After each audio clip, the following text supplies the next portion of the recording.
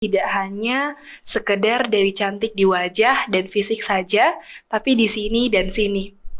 Iya kan?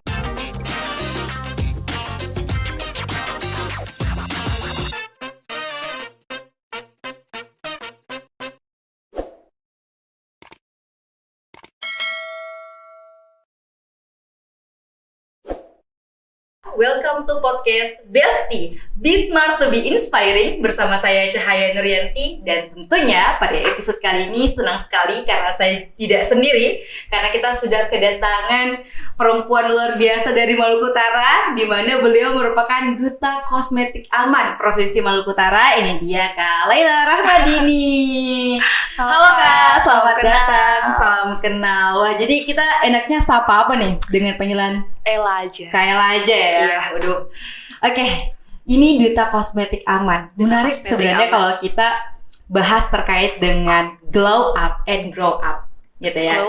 Nah, tapi ya di awal nih saya mau menggali tentang pertanyaan yang cukup filosofis. Okay. Menurut Kak Ella, sebenarnya makna cantik tuh kayak seperti apa sih? Di awal pertanyaannya udah cukup berat ya. Okay. Cantik menurut aku, aku selalu bilang dulu pas masih menjabat jadi duta kosmetik, aku selalu bilang beauty is not just about white skin, beauty is not just about flawless skin, but beauty is healthy skin. Itu kalau kita bahas dari konteks fisiknya. Tapi kalau secara lebih filosofis, menurutku cantik itu bukan hanya sekedar fisik, tapi cantik adalah perasaan, apa yang kita rasakan. Kita walaupun cantik secara fisik, tapi kalau kita tidak merasa cukup dan kita tidak merasa cantik, orang tidak akan melihat kita cantik. Tapi kalau kita merasa I'm beautiful and I'm enough just the way I am, orang akan melihat kita dengan aura yang berbeda, yang lebih bersinar daripada kita cantik, tapi kita tidak merasa kita cantik dan kita cukup. So, percuma kalau misalnya hanya cantik di wajah, di fisik saja, tapi dari perasaan kita tidak merasa bahwa kita cantik. So it depends, tergantung dari apa yang kita rasakan. Apakah kita merasa kita cantik atau tidak? Oke, berarti lebih kepada ternyata cantik tuh feeling kita atau juga mindset kita terhadap diri kita sendiri ya. Karena juga ya ternyata bukan yang tadi Kayla bilang tuh, percuma kita merasa, maksudnya percuma orang mengatakan kita cantik kalau diri kita sendiri nggak merasa cukup sama diri kita ya tetap merasa kurang aja gitu. Benar. Jadi cantik ya, waduh menarik sih, tergantung dari apa yang kita rasakan gitu ya. Kebetulan juga perempuan ini kan makhluk perasa gitu ya. Nah, tapi ngomong-ngomong soal cantik nih kayak di Indonesia tuh kan gila-gilaan banget nih. Tentang standar kecantikan ya, parah sih gitu. Nah, Kak Ella tuh memandang itu kayak gimana tuh? Gila-gilaan banget ternyata ya. Mungkin kalau menjawab pertanyaan ini ya Kak, Ella mau sedikit cerita dulu. Ella di periode dulu sama periode yang sekarang. Nah, itu sekaligus tuh gimana tuh perjalanannya selama menjadi Duta Kosmetik Aman? Jadi sekarang kan Ella mahasiswi Fakultas Hukum. Dulu pas masih SMP dan SMA, biasalah Kak, masa transisi dari pas remaja kan hormon berantakan kan. Akhirnya jerawatan. Jerawatan parah banget dan dulu tuh belum kenal skincare sama sekali, jadi belum dirawat, jadi dibiarin aja. Terus dulu bener-bener nggak percaya sama diri sendiri dan ikut mengamini. Dulu tuh Ella ikut mengamini salah satu dari mayoritas orang yang ikut mengamini bahwa cantik itu harus putih, kulit mulus, tinggi, badan langsing, dan lain sebagainya. Standar Indonesia banget tuh. Iya, dan dulu Ella tidak memenuhi itu. Kan dulu keling, jerawatan. Tapi semakin berjalannya waktu saat SMA, mulai ikut di beberapa lomba-lomba, dan ternyata di situ Ella menyadari bahwa orang tidak melihat Ella hanya dari fisiknya Ella saja. Karena di perlombaan tidak dinilai itu. Mereka menilai dari kemampuan. Wah, menarik. Iya kan Kak? Ya, mulai betul. Dari saat itu, Ella mulai lebih fokus memperbaiki kemampuan Ella dan mengasah skill. Ternyata dari situ banyak kesempatan-kesempatan datang. Dari kesempatan-kesempatan itu merubah mindset dan pola pikir Ella. Dan seiring berjalannya waktu, bukan hanya kemampuan dan skill yang lebih bagus, tapi fisik juga seiring berjalannya waktu bertumbuh. Yeah. Dan Ella cuma mau bilang untuk generasi muda Maluku Utara yang sekarang mungkin masih di usia SMP dan SMA, jangan terlalu terpaku dengan standar kecantikan, apalagi sekarang di semua era serba digital, di TikTok, di Instagram, di mana-mana orang menunjukkan role model yang putih dan kulitnya mulus. Tapi apapun kondisi fisik kalian sekarang, itu tidak akan selamanya. Di 1 atau 2 tahun ke depan akan berubah. Yang penting, yang harus kalian fokuskan sekarang, apalagi di umur-umur SMP dan SMA, adalah latih skill kalian dan kemampuan kalian. Karena itu kalian akan merasakan sekali dampaknya ketika kalian masuk ke dunia perkuliahan atau dunia kerja.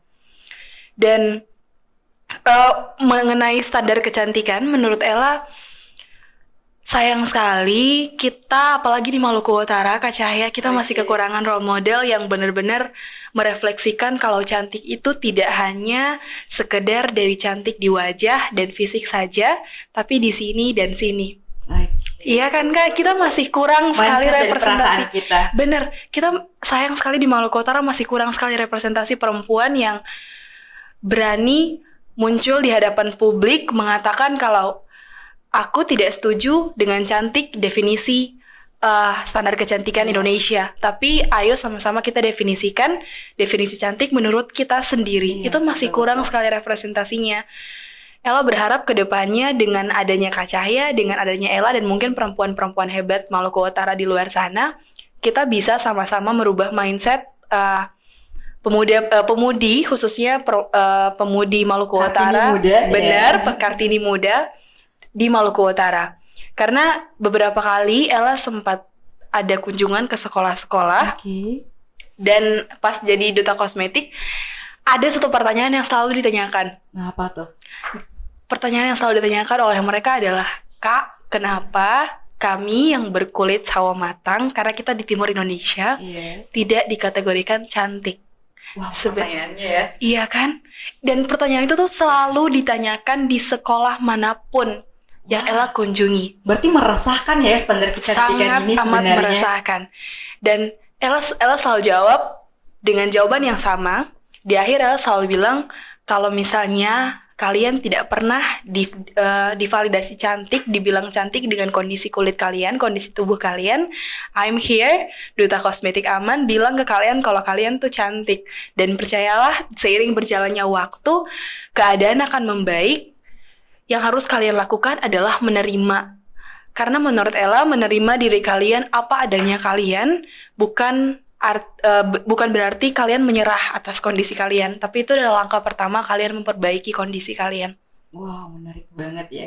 Karena emang cantik tuh ya Kak, bukan hanya tentang fisik. Benar. Bahkan ketika kita sudah sampai tahap kita menerima semua yang ada dalam diri kita kan menjadi definisi cantik diri kita sendiri ya kan. Pasti kayaknya juga sering ketemu sama orang-orang yang mungkin ya kalau kita ukur pakai atau ukur standar kecantikan Indonesia, mungkin dia tidak memenuhi. Tapi dia tuh punya aura yang cantik. Yes. Dan itu saya rasa ini definisi cantik tuh yang ini. Iya, gitu. benar. Nah, tapi ya menarik tadi ketika Kayla bilang Kayla pernah ada di masa-masa di mana sebutlah terpuruk lah dan tidak terpenuhi lah standar kecantikan itu. Nah, kadang nih ya Kak, di usia-usia segitu tuh ketika kita tidak sesuai dengan standar masyarakat tuh menjadi mengucilkan kita. Kita lihatlah kalau misalnya di sekolah-sekolah gitu ya. Saya juga pernah merasakan gimana kayak orang-orang tuh memperlakukan kita ketika kamu sesuai dengan standar masyarakat, ya udah kamu aman. Dan ketika kamu tidak sesuai, kamu dibully itu. Itu gimana tuh Kak? Kayla menanggapi kayak melihat hal tersebut? Benar, gimana? sayang banget. Ini sebenarnya Ella mau bahas dulu dari perempuannya. Kak Cahaya sadar nggak kita tuh perempuan sampai sekarang masih banyak banget yang perempuan-perempuan yang bilang women support women, women support women. But when women win, mereka ngatain. Iya, betul, Iya kan? betul. Iya betul, kan? betul. Dan yang sering, yang pertama banget dikomenin dari perempuan adalah fisiknya, bukan dari kemampuannya. Dan itu masih Ella rasakan sampai saat ini. Wow. Benar kan? Orang tuh masih sering bilang, oh, you're beautiful, kamu cantik. Di setiap kondisi orang yang mereka highlight duluan tuh dari fisiknya. Yeah. Tapi First impressionnya apa langsung di belakang? wajahnya tuh, Benar. Tapi apa di belakang itu? Lihat kemampuannya, lihat prestasinya.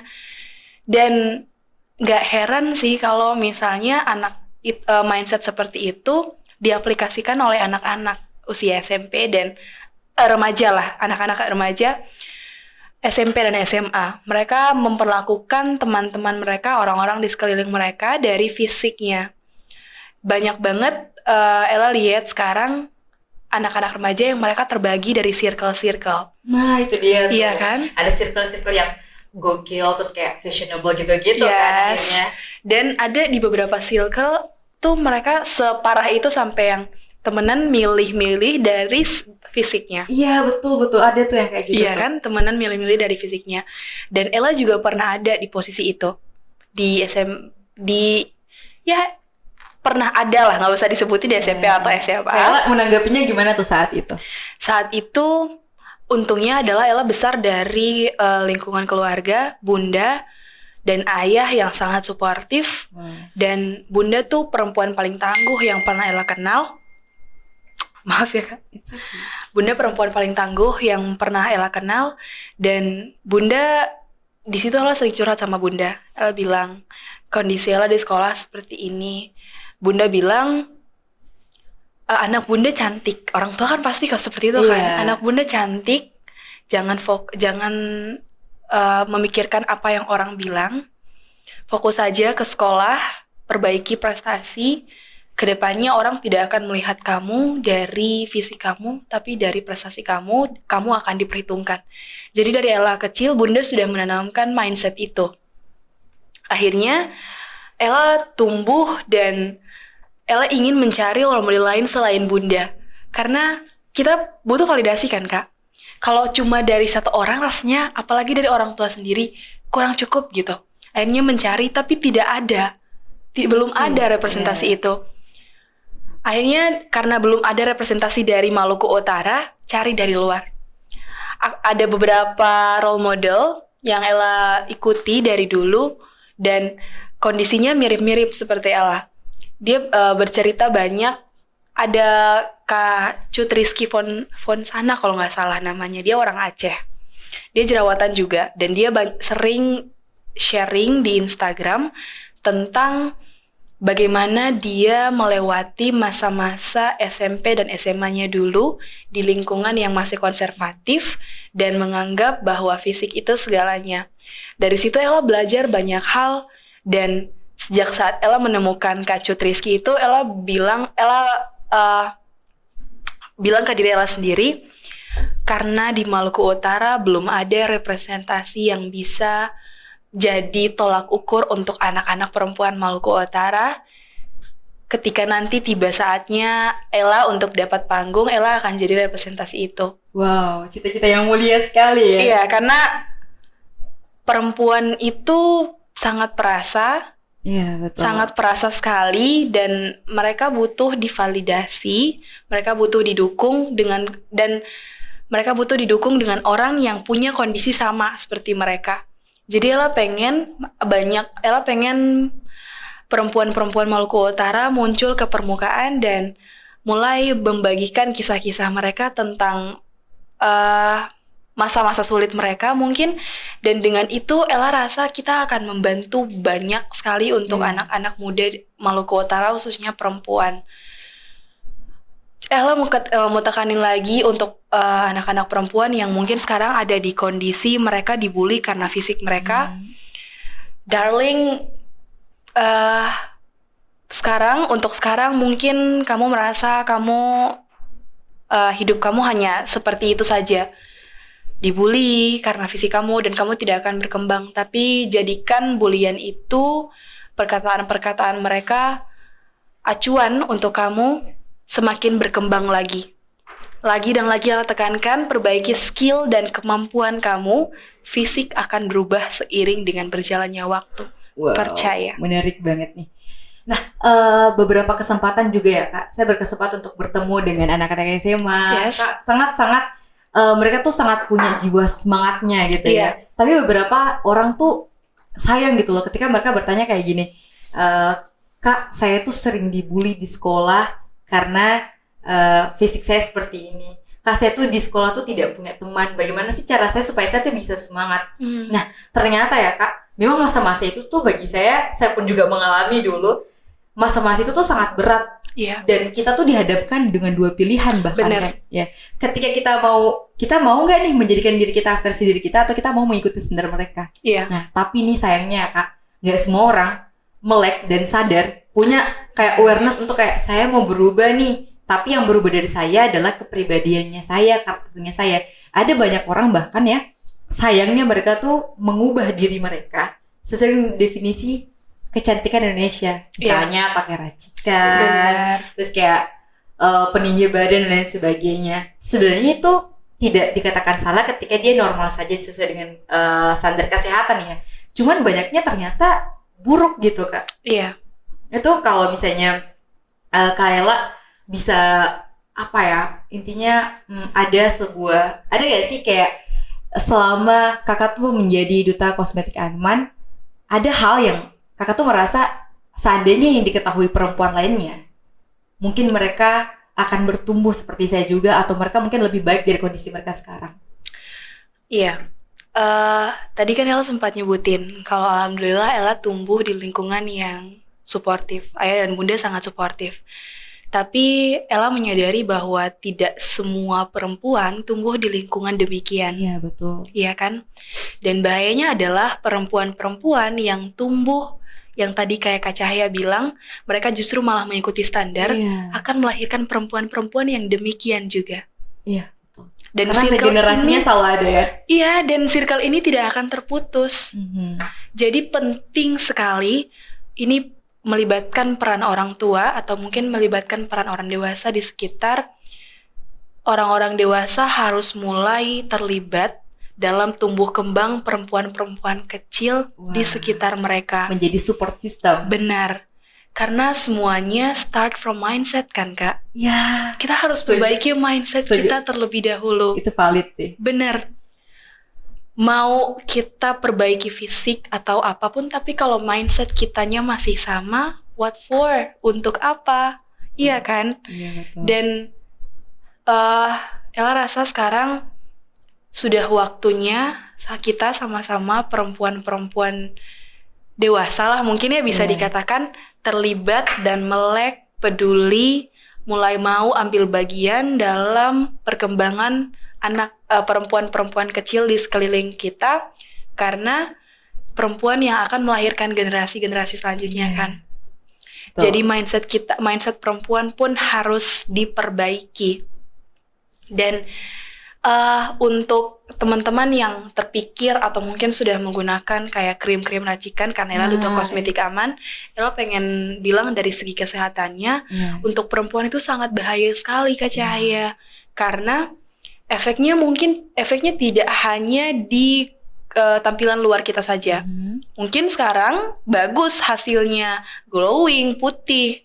Tapi coba cek untuk 1 tahun, 2 tahun ke depan, akan ada ketergantungan. Setelah ketergantungan dilepas, itu kulit pasti akan break out. Dan dokter bisa disembuhkan, tapi butuh waktu dan uang. Recovery-nya susah. Susah. Dan kemungkinan akan ada bekasnya. Tapi bukan hanya itu resiko bahayanya. Untuk perempuan, menggunakan krim-krim dengan bahan-bahan berbahaya itu bisa berbahaya bagi kandungan. Karena kita calon ibu kan. Sedalam itu ya? Sedalam itu Kak. Zat bahaya yang ada di dalam krim-krim abal-abal itu bisa menembus plasenta, lapisan yang melindungi bayi. Dan itu bisa menyebabkan kecacatan kepada bayi.